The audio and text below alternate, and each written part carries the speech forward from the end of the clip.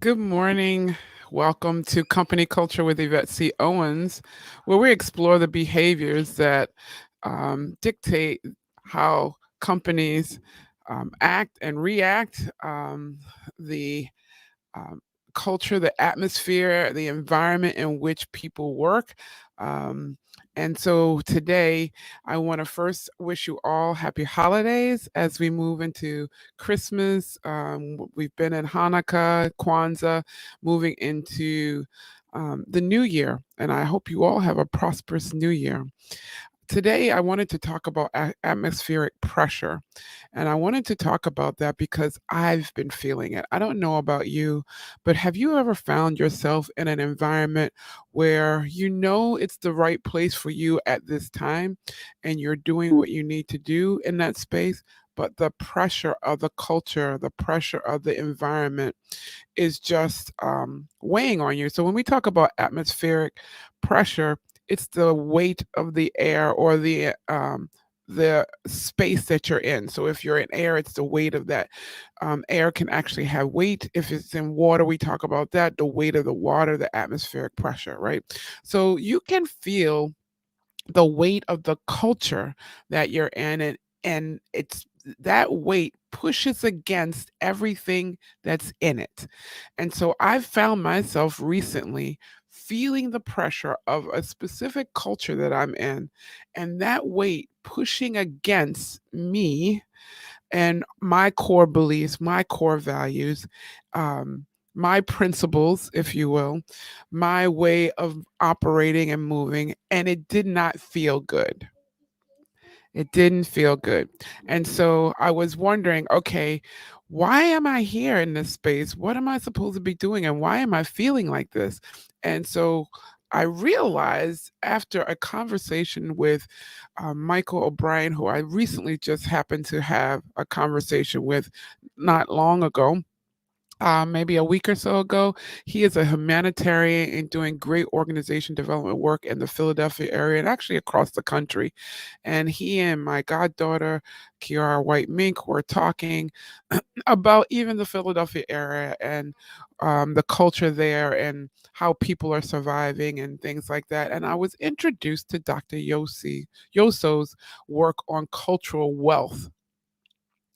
And I realized, so in that study or in her framework around cultural wealth, she talks about that we all have a bank of cultural wealth that helps us survive, helps us to thrive in whatever situation. And it's usually for people of unrepresented environments. She did it on students. So, minority students, students of color, Latino students, they all have this cultural wealth that allows them to survive in a space where they're not equally welcomed, where they have resistance, where they have to find out a way of navigating.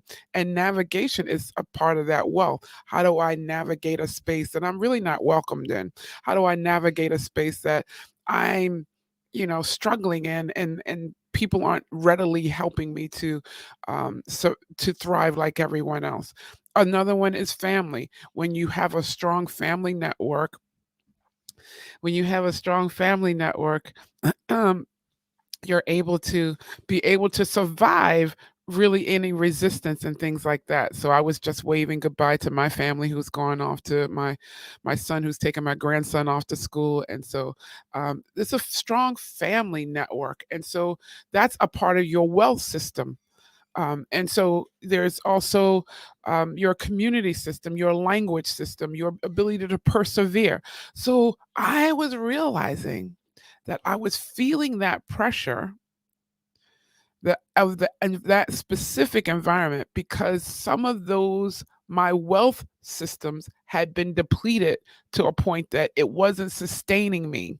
So let me be very specific.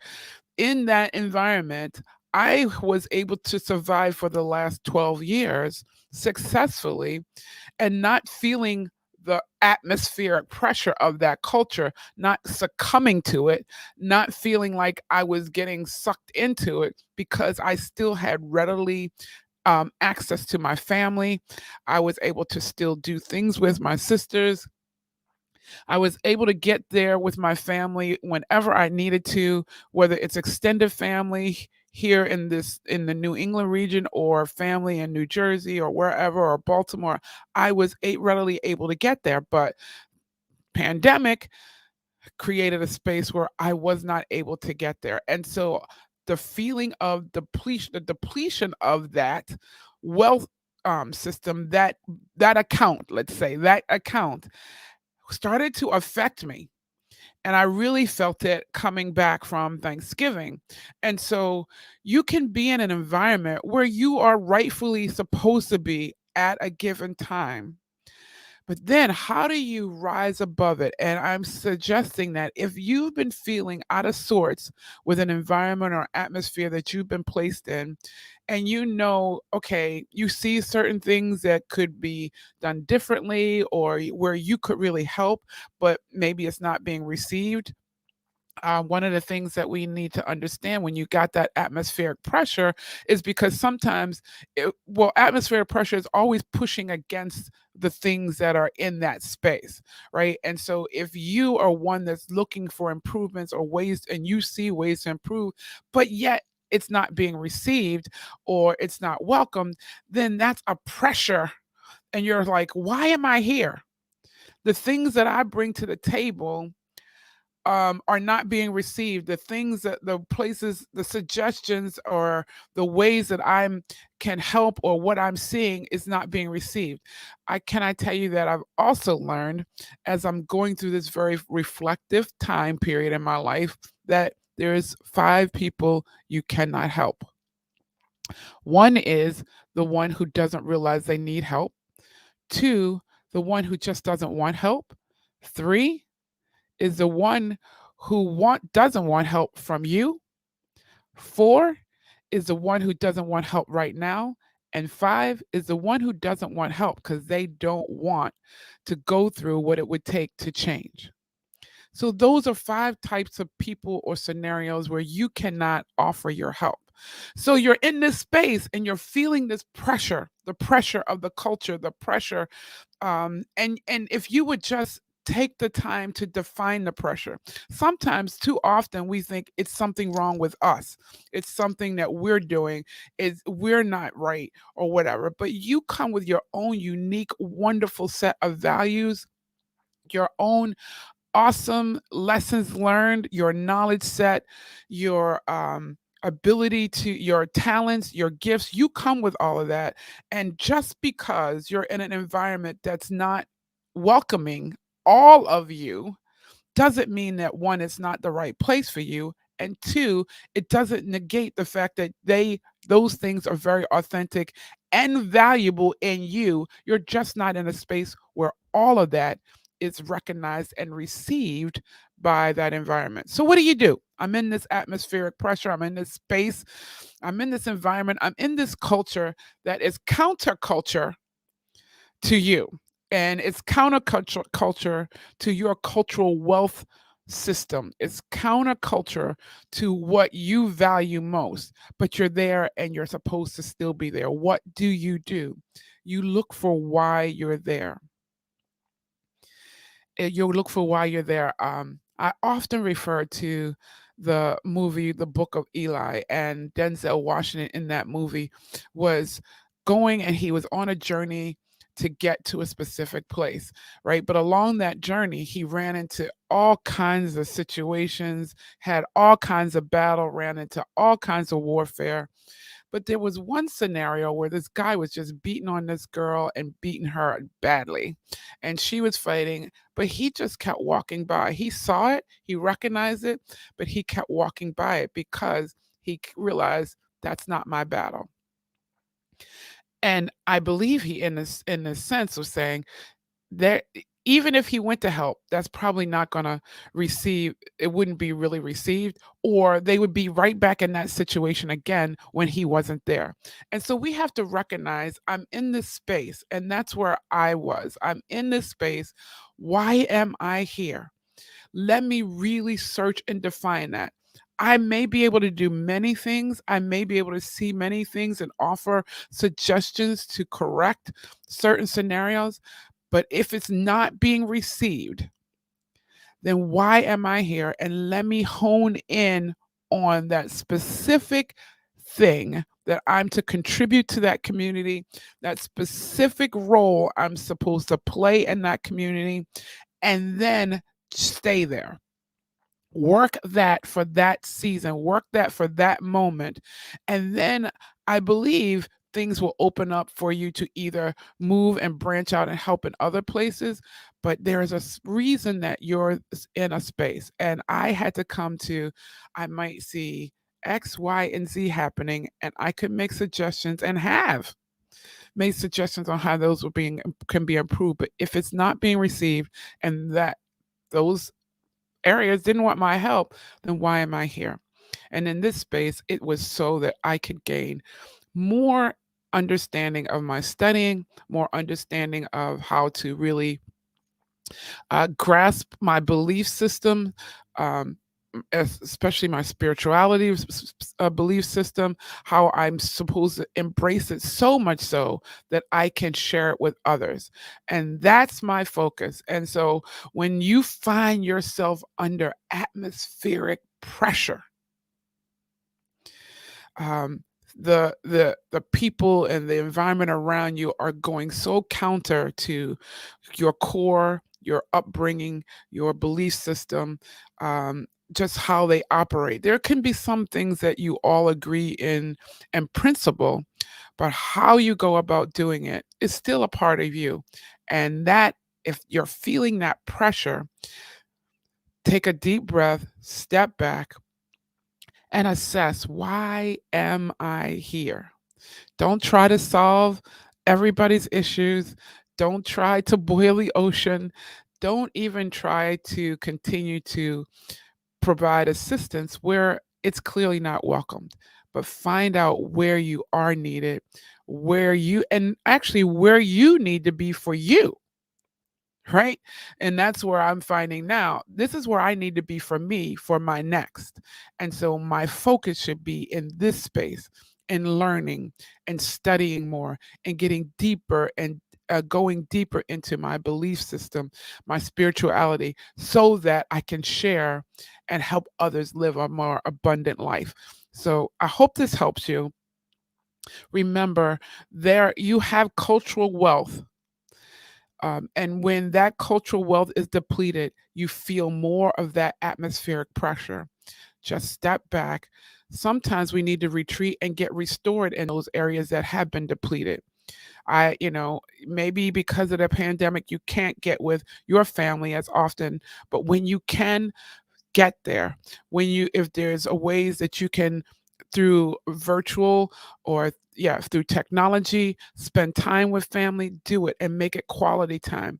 Or even learning how to persevere, or gaining those social skills, do it so that you keep your cultural wealth investment, your bank account full, so you can go into those environments where you are meeting that resistance, get what you need to get, do what you need to do, and not be worried about the other things and not feel that pressure as much. I'm hoping this helps. Again, my name is Yvette C. Owens, where I come to you every week to share how you can survive, but not only survive, but thrive. And for leadership, understand that we need to be intentional about the cultures in which we are um, setting for people to work, for people to serve others, for people to be able to learn. We intentionally set that culture, or everyone in the culture will set it. And sometimes that is harder to overcome. Those subcultures may be harder to overcome than the intentional culture or atmosphere environment that you set. So I want to encourage you, leaders, be very intentional about the environment. And sometimes it takes a very abrupt and hard reinforcement, or it takes a very intentional reinforcement to be able to shift and change to what you want and where you really envision your organization or your team to go. If it hasn't been done before, take the courage, Take the steps, meaningful steps to shift your organization. I hope you have an awesome holiday. You can find me on Facebook at Company Culture with Yvette C. Owens, or the Diplomat Chronicles, or Destiny Speak, or Yvette C. Owens. You can also find me at the diplomatchronicles.com or destinyspeak.com. Check me out on YouTube. Please subscribe, hit that notification bell, and share. Share, because there are so many of us, I believe, feeling the pressure, because there's so much pressure around us because of where we are just globally. So I would encourage you to share this so others will know how to deal effectively with the atmospheric pressure that we're feeling in the environments that we're in. We are thrivers, we are successors. And so we have what's in us. We just need to make sure we're always being very full of our wealth and feeding ourselves so that we can help feed others. Have an awesome Christmas, Kwanzaa, Hanukkah, and a prosperous new year. And if you or your team are looking to do some work and change leadership, changing your organization, strengthening your organization. If you're looking to bring in a more diverse community within your organization and want to know how do we shift effectively, if you're looking to really transition your role from one organization to another or from one team to another, and you really need help in doing that, reach out. These are the services that we provide. We are committed to helping leaders create healthy environments where and healthy cultures where everyone can thrive, an inclusive environment. No more certain people or us not being aware that we're leaving people out. Most times it's unintentional. Sometimes it is intentional. Well, let me tell you, it's inclusivity that is what is going to help us, any organization, any team, really scale and escalate and accelerate their success. Have an awesome holiday. And I will be back next Thursday so that we can continue. Check out my Facebook pages and LinkedIn. I'm sharing the 2022 culture choices. And so every day between now and the end of the year, I'm feeding you culture choices that you can make. And if any of those resonate with you, reach out to me. I'm happy to do some debriefing, sharing what is really intended in that, and helping you figure out how we can bring your team in those type of spaces to be successful. Bye bye now. Have a great day.